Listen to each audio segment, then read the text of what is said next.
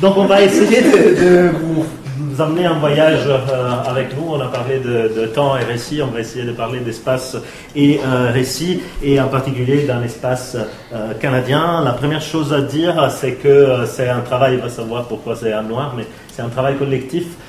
Du coup, l'ensemble des membres de la chaire ont participé. C'est Servan et moi qui présentons, mais c'est un peu tout le monde qui est impliqué. On pense toujours à un groupe. Alors, l'année dernière, en juin, le congrès de la Fédération canadienne pour les sciences humaines et sociales était à Calgary.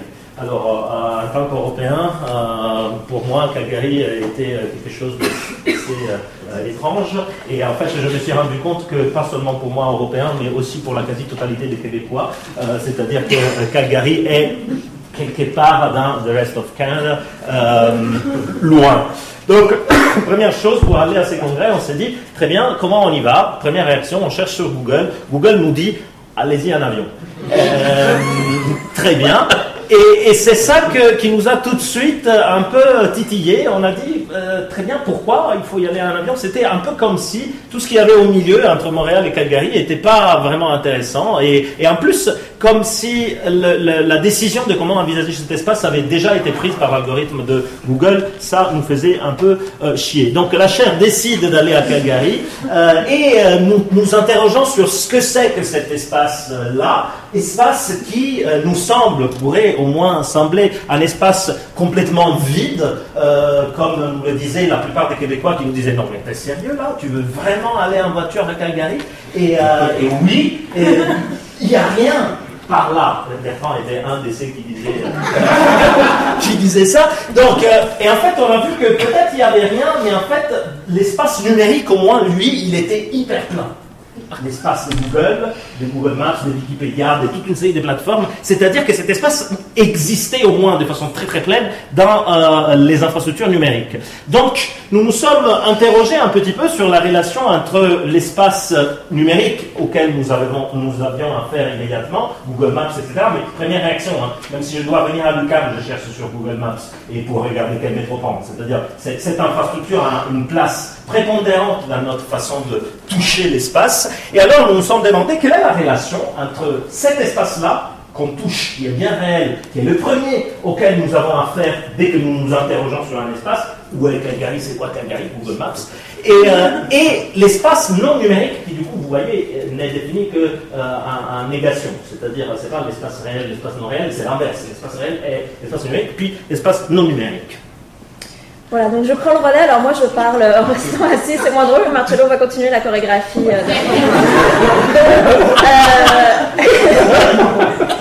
La transcanadienne s'est donc imposée à notre attention comme un topos de l'imaginaire littéraire, tandis que nous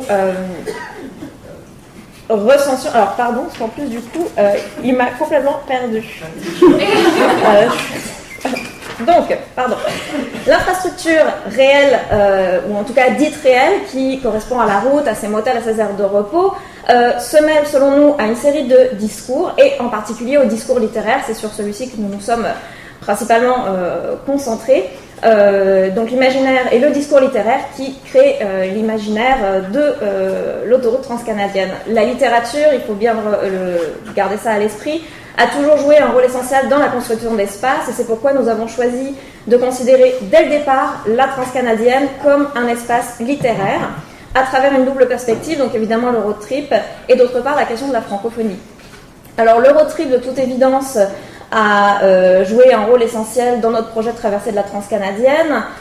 On peut l'identifier, ce thème du road trip, à une série d'écrivains, tout à l'heure.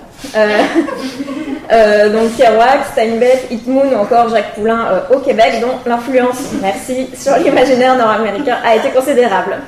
Ce voyage surtout nous a permis de mettre au jour un corpus littéraire largement sous-estimé et très peu étudié.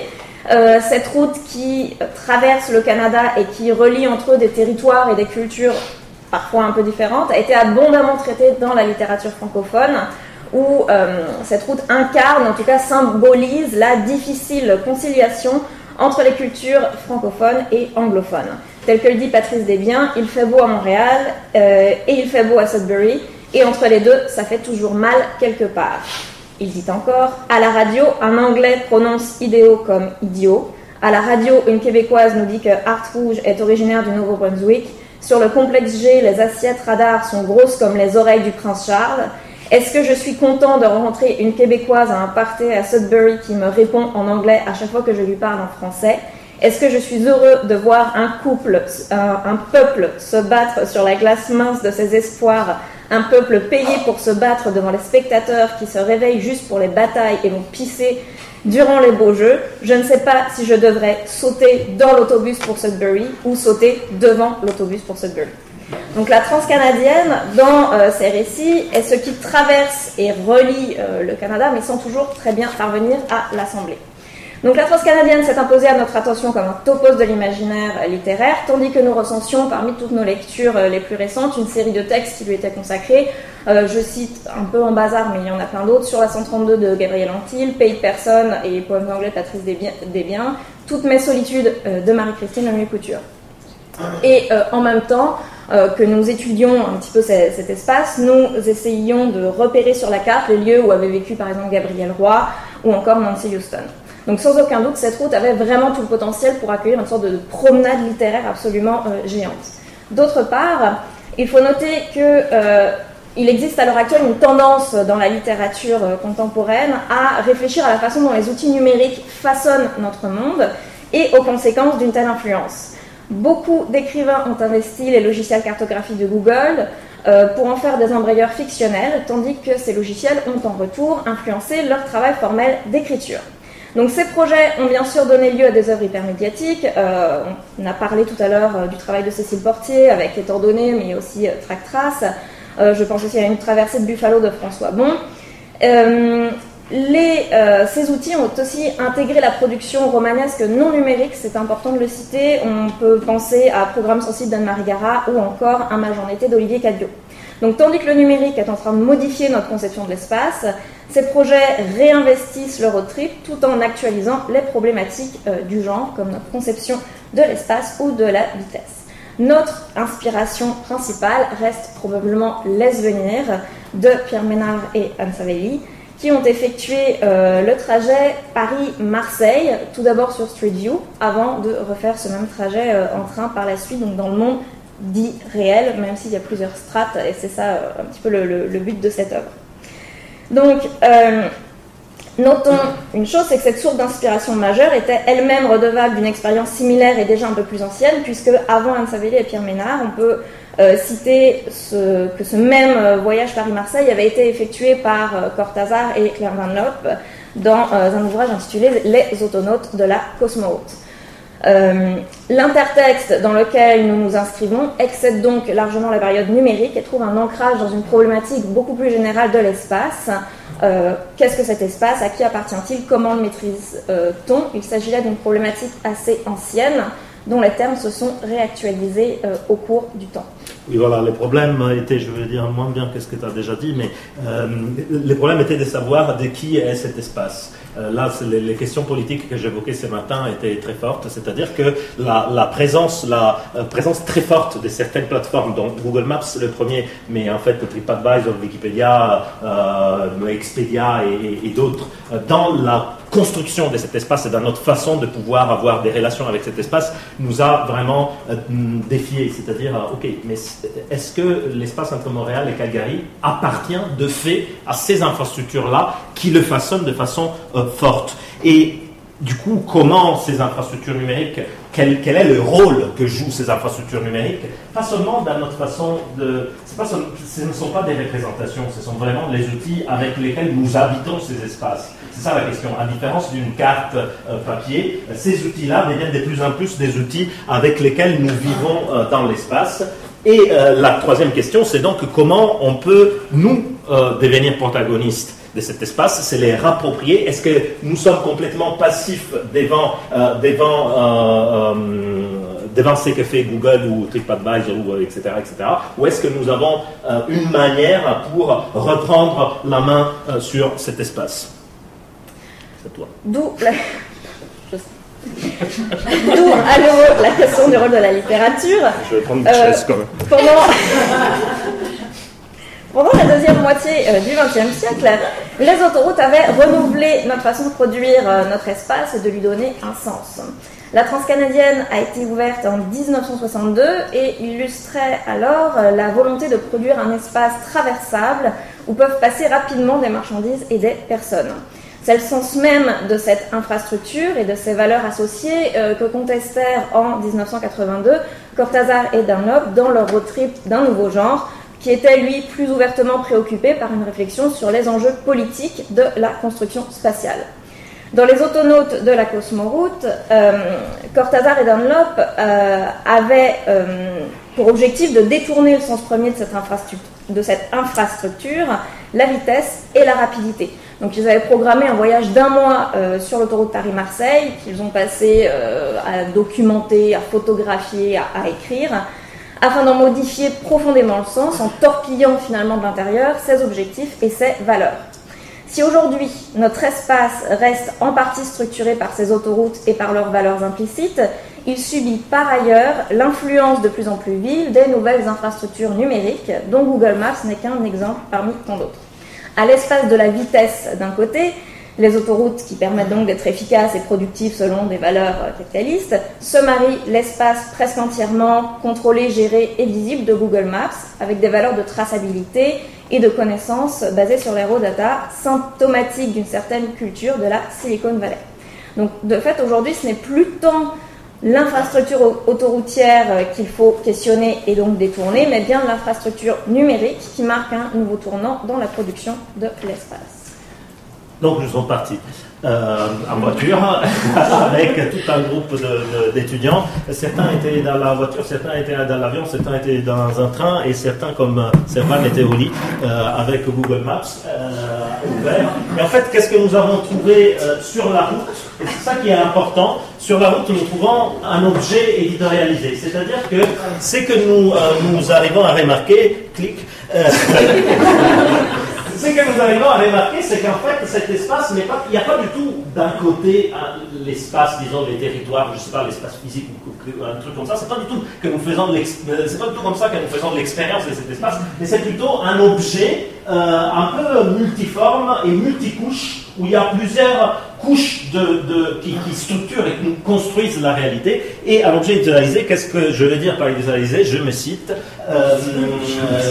parce qu'il y a un marque effect qui fait que le plus on cite, le plus on est cité. Donc je monte aussi pour déclencher l'effet. Donc, l'éditorialisation, c'est un travail là aussi collectif. Je mets mon nom, mais Nicolas, par exemple, qui est là, a beaucoup contribué à cette définition de ce concept que j'aime bien. Et Pierre l'a utilisé tout à l'heure, je suis content. Tu aurais dû me citer par contre. Donc, l'idée de l'éditorialisation est de penser l'ensemble des dynamiques qui produisent et structurent l'espace numérique, mais où cet espace numérique n'est pas un espace isolé, mais un espace qui est connecté ou non connecté, mais influencé par les technologies numériques. Donc ça, c'est l'idée de fond. Donc c'est que nous écrivons, mais aussi des infrastructures qui sont là, les algorithmes, les plateformes, mais aussi des personnes, des endroits, des modèles. Voilà, ça c'est l'ensemble de ce qu'on entend par ces dynamiques-là qui mettent en fait en relation des objets connectés ou non connectés, des écritures, des lectures, des plateformes. Alors concrètement, ça veut dire quoi? Donc concrètement, on avait des cartes numériques et non numériques, des récits littéraires, historiques, privés, touristiques, ensuite des images, beaucoup de photos, de vidéos, des personnes, donc ça c'est l'équipe qui a pris la route. À l'aller, parce qu'au retour on était une autre équipe. Des motels, des restaurants, si quelqu'un se demande qui a mangé ça, il est là. Je n'étais pas les seuls, on était plusieurs à prendre le même plat. Et surtout, des écritures sur plusieurs supports, dont la nôtre. C'est de ça dont on va parler en fait pour terminer. Donc, quelle a été notre pratique d'éditorialisation de la Transcanadienne? Tout d'abord, une petite précision, c'est qu'au fur et à mesure, notre question de recherche était devenue la suivante. La littérature peut-elle constituer un outil de production de l'imaginaire spatial qui nous permet de nous réapproprier les lieux et les territoires en apparence dépossédés de toute valeur littéraire par les géants de l'information? Marcello l'a dit, mais là, c'est clair. Merci. C'est pour ça que je te paye. Hein. C'est vraiment la dernière communication de cette journée. chose, un carnet de voyage qui a été tenu par Marcello, donc qui était le seul conducteur. Donc en fait, c'était vraiment quasiment voilà, les combien de kilomètres? 8000 allers-retours. Tout seul. Donc c'était vraiment une sorte de journal de bord. Je ne sais pas si tu veux en dire un mot vu que c'est... Non, vas-y, continue. D'accord, donc quand même juste une chose, c'est qu'avec ces 8000 km là faits en 6 ou 7 jours. Ouais, 4 jours à l'aller, 4 jours au retour, et la nuit on écrivait. Voilà, donc la nuit il y avait ce carnet de bord, ce journal de bord qui était quand même tenu. Des cartes postales numériques, alors comme Marcello disait, moi je suis restée dans mon lit, en tout cas, voilà, j'ai pas fait le voyage avec eux, je pouvais pas pour des raisons de calendrier, mais je les ai suivis en fait sur Street View, donc c'était vraiment la même chose que dans le voyage de Pierre Ménard et Anne Savelli. J'ai réalisé des captures d'écran. Mon idée était de réfléchir à la façon dont Google est en train de redéterminer ou de réinventer le paysage contemporain. Donc vraiment, quelles sont les images du Canada qui sont véhiculées sur Google Street View. Des choses assez intéressantes quand même à noter, par exemple, il n'y a jamais de neige, ou presque, au Canada sur Google Street View. C'est une chose un petit peu étrange. Carte postale, donc, parce qu'il y avait du texte. L'idée était de mettre toujours en tension ces images de Street View avec des textes littéraires francophones, puisque un des objectifs aussi de ce voyage était vraiment de repérer la francophonie tout le long de la transcanadienne. Un récit de voyage, donc nous aussi on a fait notre Storyfy, que vous pouvez d'ailleurs consulter tout à l'heure, on pourra vous donner l'adresse. Des lectures, donc lectures littéraires principalement. L'idée était aussi en fait de retweeter et de réintégrer de la littérature sur différentes plateformes. Je pense qu'il y a eu même de la littérature qui a été remise dans les commentaires de TripAdvisor. Il me semble que vous avez fait ça. On a détourné TripAdvisor. La chose intéressante des lectures, c'est qu'elles apparaissaient au fur et à mesure qu'on voyageait, parce qu'on s'arrêtait dans des librairies, et justement en découvrant des textes qu'on ne trouve pas partout, parce que si vous allez dans une librairie francophone au nord de l'Ontario, vous trouvez des livres que vous ne trouvez pas au centre-ville à Montréal. Donc l'idée, c'était que c'était l'espace qui nous proposait les lectures d'une certaine manière, et puis les livres parlaient de la route sur laquelle on était. Donc on essayait de régéolocaliser en tweetant les choses que nous étions en train de lire. C'était une forme d'appropriation de l'espace. Voilà, donc vraiment essayer de remplir l'espace de poésie et de textes littéraires. Donc la question de la francophonie, revenait forte parce que nous étions un groupe francophone quand même qui traversait 4000 km à 90% anglophone, et l'effet d'arriver dans des petits villages, communautés, surtout francophones qui avaient une librairie, était quand même quelque chose d'assez intéressant par rapport à comment nous envisagions cet espace-là.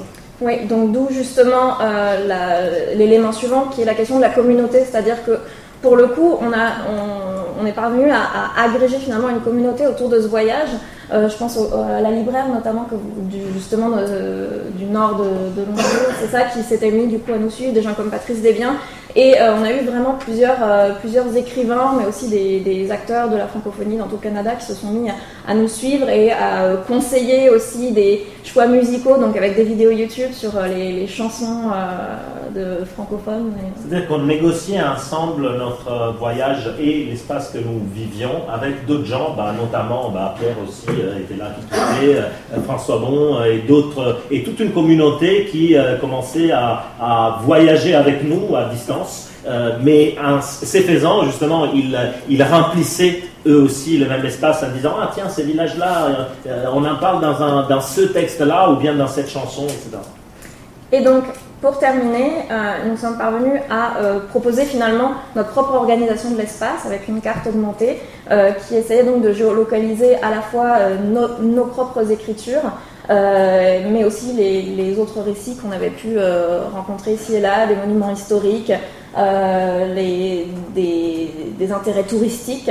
Donc vraiment, on a éditorialisé de cette manière la transcanadienne. Et en fait, l'idée, c'était ici, justement, d'utiliser, il nous reste 25 secondes, on a été bon, c'était la dernière slide, en fait, d'utiliser un outil qui ne soit pas Google Maps, on est passé par OpenStreetView. En fait, là, c'est vraiment le problème. Les API de ces plateformes, celle de Google, évidemment, marche mieux que celle de OpenStreetView. Donc, on a aussi des problèmes de réappropriation liés vraiment à des questions techniques. Et le fait, c'est est-ce que, en quelle mesure, la vraie question politique, c'est est-ce que, en quelle mesure des actions de recherche-création de ce type-là ont vraiment un effet sur la structuration de l'espace. Elles en ont une, objectivement, mais dont le poids, évidemment, n'est pas comparable à celui que peut avoir une entreprise comme Google, d'où un peu un appel aux littéraires à éditorialiser nos espaces pour que nous en soyons encore les protagonistes. Merci.